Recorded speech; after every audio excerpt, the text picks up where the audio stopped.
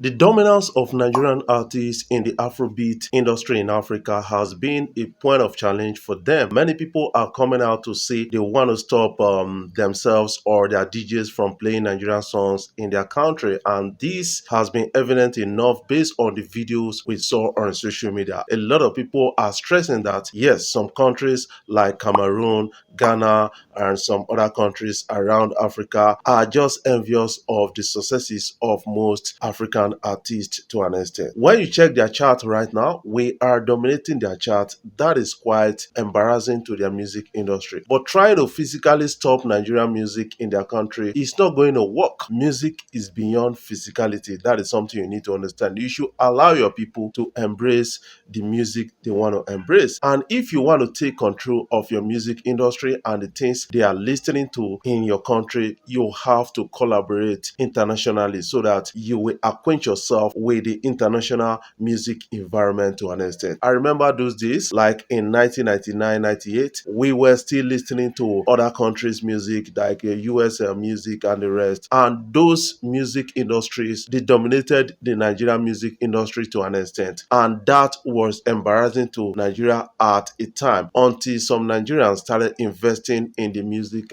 landscape of Nigeria. Then the likes of Two-Face Idibia, Idris Abdulkarim, Tony Tetwila, they came out to do something unique and we started listening to them. Until now, we are still gaining grounds in Africa to an extent. This is leading Nigerians to saying that yes, they are being hated by Ghana and they are being hated by Cameroon. A lot of people can really attest to that. And DJ Wazi once said in early 2000 that he was beaten up in South Africa for playing Nigerian songs at an event. That is quite embarrassing to an extent, and that is quite disturbing. In Africa, we are supposed to be one and we are supposed to build a great African music industry together, but we are divided along political and ethnicity. That is quite embarrassing to an extent. These countries, they should involve themselves in bigger collaborations with Nigerians and other countries around the world. Where your music or your sound is heard globally, a lot of people will get interested in it, and that is going to make your industry so high. If you're bad, don't come touching me. Is Grammy Award trying to bring a kind of a beef between Davido's fans and Burna Boy's fans? Because Davido got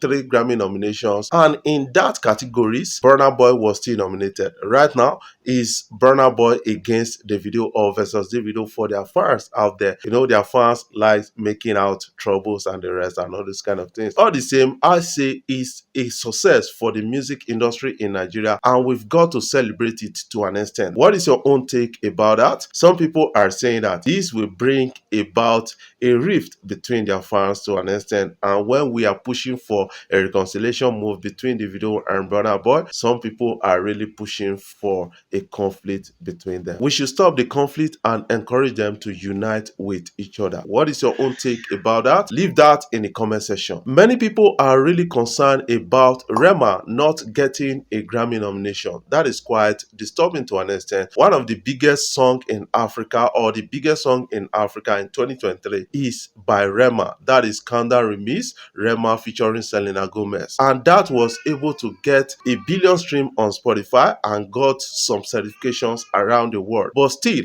he was unable to get a Grammy nomination. But Rema has come out to announce he is going to be taking a break in this period right now, and some people are feeling he's not happy with the nominations by Grammy. If Grammy could nominate the likes of Irasta, the likes of Ashake and Olamide, Davido and Burna Boy, why not Rema? Because a lot of people have started adding Rema to the big trees in the Nigerian music industry. That is Davido, Wizkid, Burna Boy, and then Rema. But right now, Rema didn't get a Grammy nomination after pulling one of the biggest songs on the continent.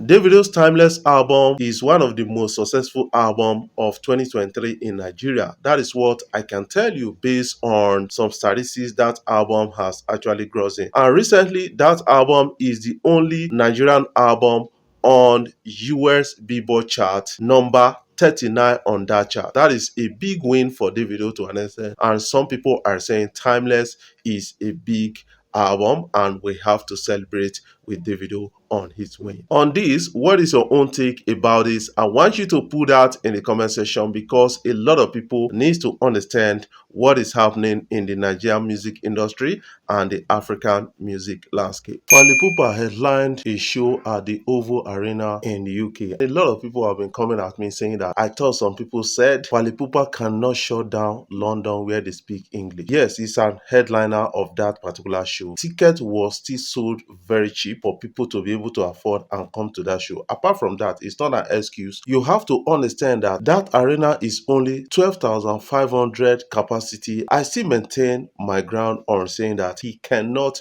really conveniently shut down 40,000 capacity arena in the UK. These people want to hear you and connect with you to an extent. And some people will argue with me that the likes of Ashake actually did that without his English songs. You have to understand one peculiar nature with Nigerians. Nigerians too, they are fusion of the Western, the African. They met in Nigeria, and that is easily connected to by a lot of fans around the world compared to the Fally Ipupa, where they are monotonic in their sound to an extent. Fally Ipupa is one of the biggest artists from the region where he came from and from the Congolese and all those kind of things, and one of the finest artists. I've actually enjoyed his music to an extent, having features with some kind of big names in the industry. I don't want to talk about that. It's not that anybody is disrespecting Fally Ipupa. What they are saying is that music is a language, has a particular language for itself. You cannot conveniently shut down a place where they don't really connect with you. That is something a lot of people need to understand. Fally Ipupa, big shout out to you. Let's catch a glimpse of what happened at that arena.